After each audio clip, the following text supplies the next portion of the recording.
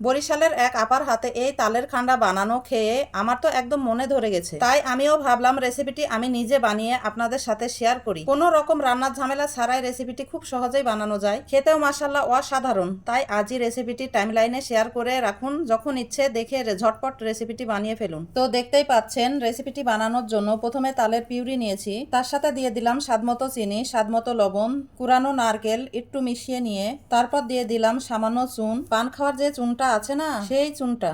এটা হচ্ছে ঝিনুক চুন। বাজারে দুই ধরনের চুন কিনতে পাওয়া যায়, একটা হচ্ছে পাথর চুনা আর একটা হচ্ছে ঝিনুক চুনা।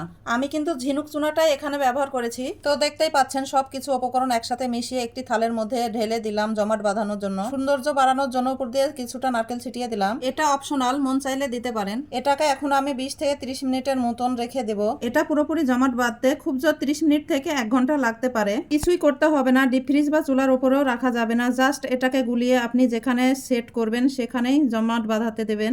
এরপর দেখবেন শক্ত শক্ত হয়ে জমাট বেঁধে গেছে।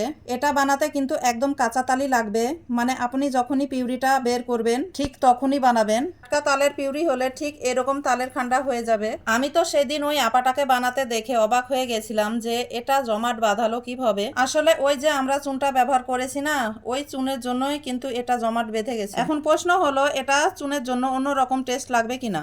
না, এটা খেতে অনেক ভালো, অনেক টেস্ট।